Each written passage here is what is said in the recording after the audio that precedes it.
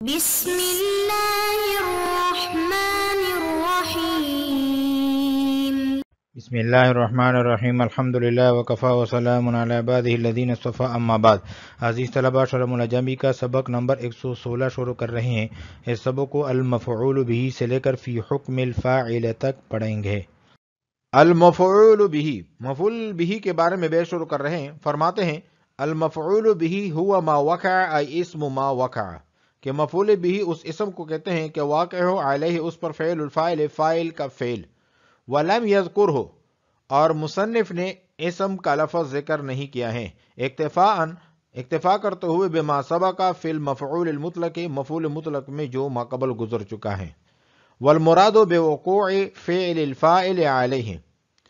فاعل کے فعل کا واقع ہونا علیہ اس اسم پر، اس سے مراد ہے تعلقہ، فعل کا تعلق مراد ہے بھی اس اسم کے ساتھ، بلا واسطۃ حرف جر،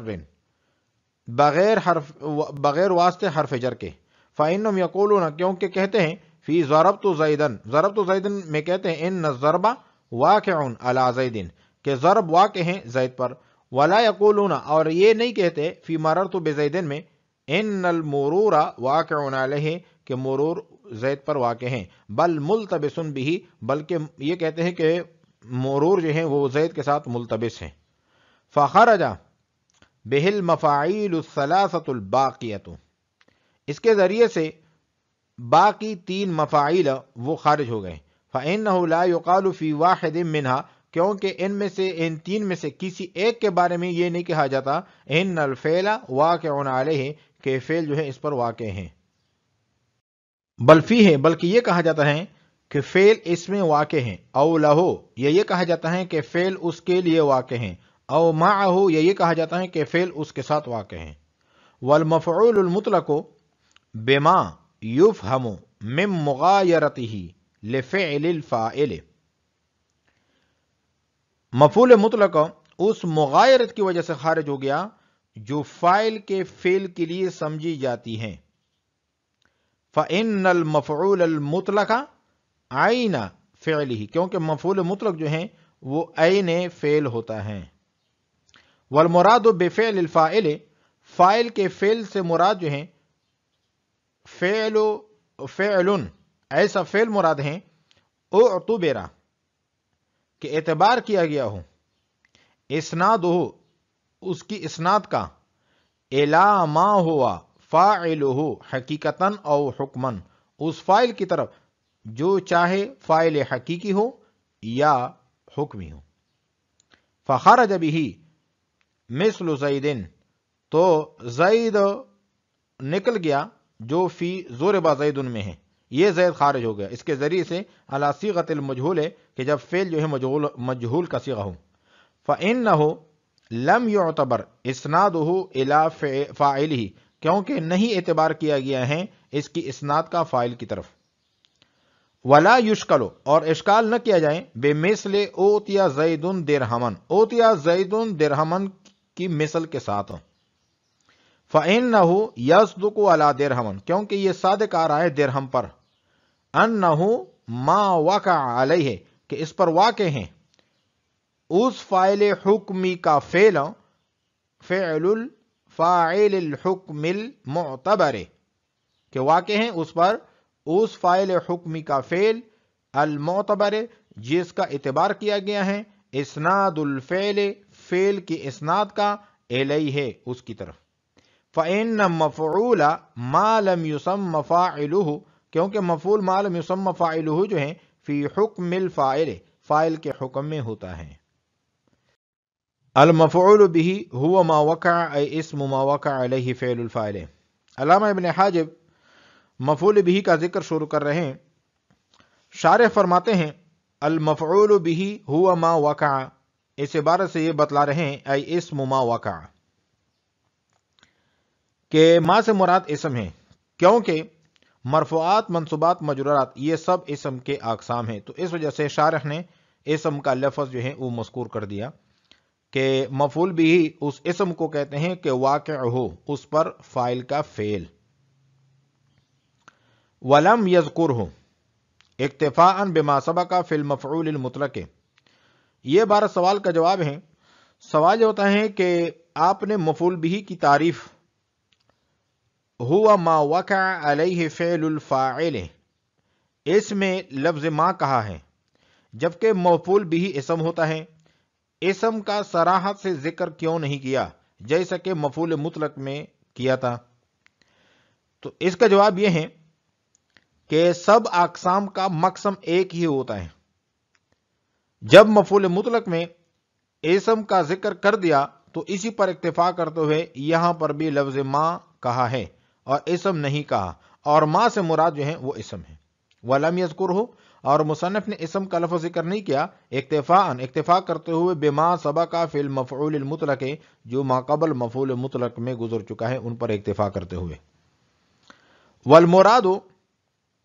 بوقوع فعل الفاعل علیہ، یہ عبارت ایک سوال کا جواب ہے۔ سوال ہوتا ہے کہ آپ کی تعریف جو ہے یہ جامع نہیں ہے، اس سے ایاک نعبد و ایاک نستعین جیسی مثالیں خارج ہو رہی ہیں، کیونکہ ایاک مفعول بہ ہے اور نعبد فعل ہے۔ مفعول بہ کے بارے میں آپ نے کہا ہے کہ فاعل کا فعل اس پر واقع ہو، تو کیا عابد کی عبادت اللہ تعالیٰ پر واقع ہوتی ہے؟ تو اس کا جواب یہ ہے کہ فاعل کا فعل مفعول بہ پر واقع ہونے سے مراد یہ ہے کہ فاعل کے فعل کا مفعول بہ کے ساتھ تعلق ہو،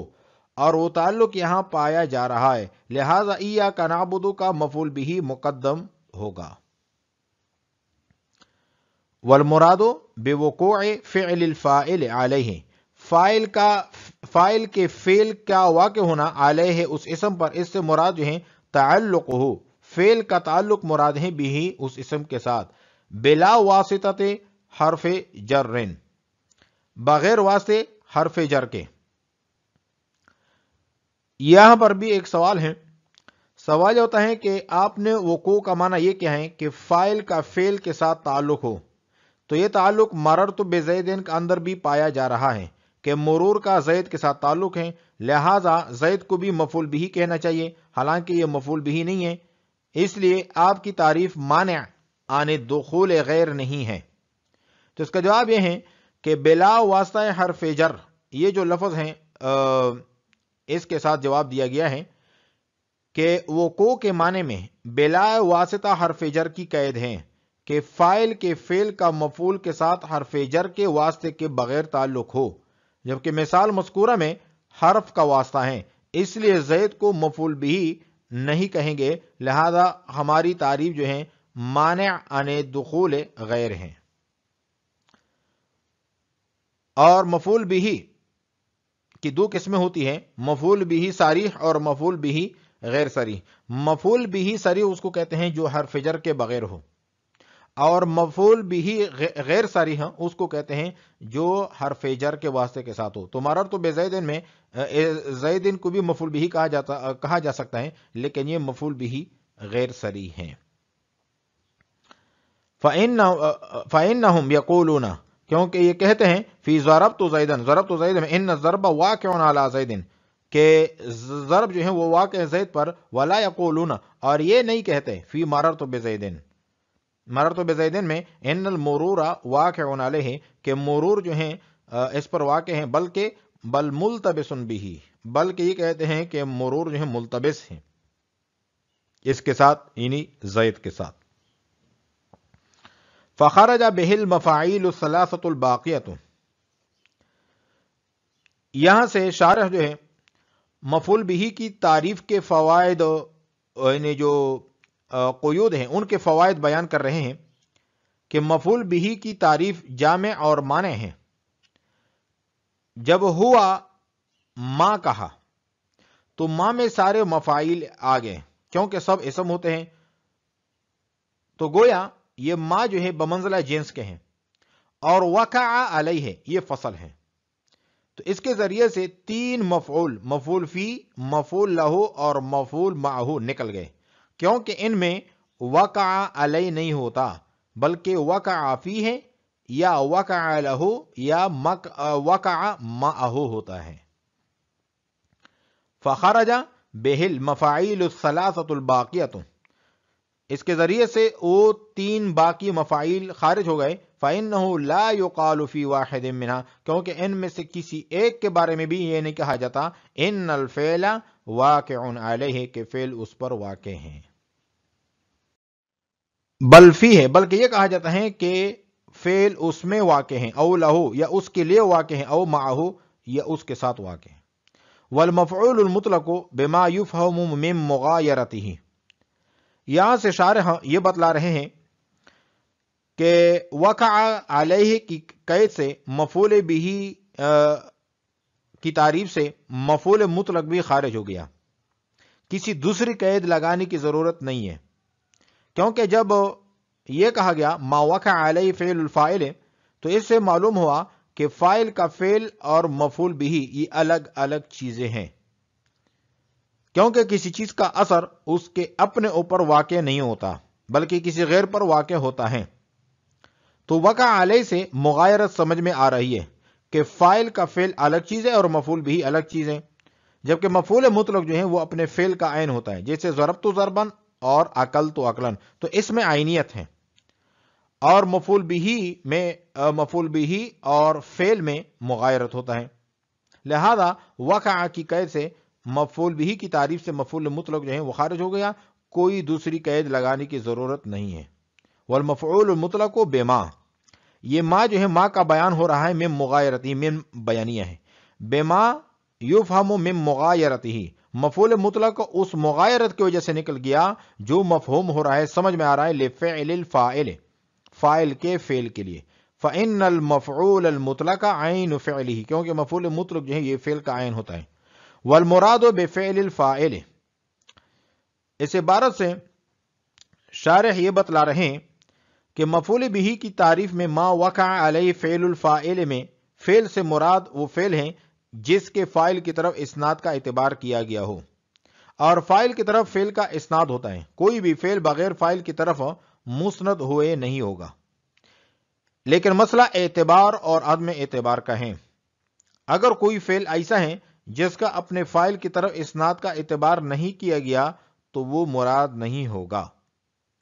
وہ فعل مراد ہوگا کہ فاعل کی طرف جس کے اسناد کا اعتبار کیا گیا ہوگا. اور باقی فاعل عام ہے، خواہ حقیقتاً ہو یا حکمن ہو. مثلا ضرب زید، کہ مارا گیا زید، تو یہاں پر زید پر فعل واقع ہو رہا ہے، لیکن زید جو ہے مفعول بھی نہیں ہے بلکہ نائب فاعل ہے، اس لیے کہ اس فعل کا فاعل کی طرف اسناد معتبر نہیں ہے، لہذا یہ نائب فاعل تو ہو سکتا ہے، مفعول بھی نہیں ہو سکتا. والمراد بفعل الفاعل، اور فاعل کے فعل سے مراد جو ہے فعل، وہ فعل ہے اعتبر اسناد ہو کہ اعتبار کیا گیا اس کے اسناد کا، الا ما ہوا اس فاعل کی طرف، فاعل ہو حقیقتاً او حکمن، یعنی ہر اس فاعل کی طرف جو فاعل حقیقی ہو چاہے یا فاعل حکمی ہو. فخرج به، بس اس کے ذریعے سے مثل زیدن، وہ زیدن جو ہے وہ خارج ہو گیا جو ضرب زیدن میں ہے، علی صیغۃ المجہول ہے جب فعل کا صیغہ مجہول ہو. فإنه لم يعتبر اسنادہ الی فاعلہ، کیونکہ اس کی اسناد کا اعتبار نہیں کیا گیا ہے فاعل کی طرف. ولا یشکل بمثل اعطی زید درہما، شارح اس عبارت کی وضاحت یہ کر رہے ہیں کہ اوتیا زید درہمن کی مثال میں درہمن مفعول بھی ہے، اس واسطے کہ مفعول بھی کی تعریف ما وقع علیہ فعل الفاعل ہے کہ جس پر فاعل کا فعل واقع ہو، خواہ فاعل حقیقی ہو یا حکمی. تو اس مثال میں اگرچہ فاعل حقیقی نہیں ہے لیکن فاعل حکمی ہے، اور اس طور پر کہ اوتیا زید میں زید جو ہے نائب فاعل ہے، اور نائب فاعل جو ہیں وہ فاعل حکمی کے حکم میں ہوتا ہے، لہذا اوتیا زید درہمن میں درہمن پر مفعول بھی کی تعریف صادق آ رہی ہے اور یہ مفعول بھی ہے. ولا یشکل، اور اشکال نہ کیا جائے، بمثل اوتیا زید درہمن، اوتیا زید درہمن کی مثل کے ساتھ، فإنہ یصدق علی درہمن، کیونکہ یہ صادق آ رہا ہے درہمن پر، انہ ما وقع علیہ فعل الفاعل الحکم المعتبر اسناد الفعل الیہ، کیونکہ اس پر واقع ہیں اس فاعل حکمی کا فعل جس کا اعتبار کیا گیا ہے انہیں فعل کے اسناد کا الیہ اس کی طرف. فإن مفعول ما لم يسمى فاعله فی حکم الفاعل، کیونکہ مفعول ما لم يسمى فاعله جو ہیں وہ فاعل کے حکم میں ہوتا ہے. آج ہم نے پڑھا ہے المفعول به سے لے کر فی حکم الفاعل تک. وعلیکم السلام ورحمۃ اللہ تعالی وبرکاتہ.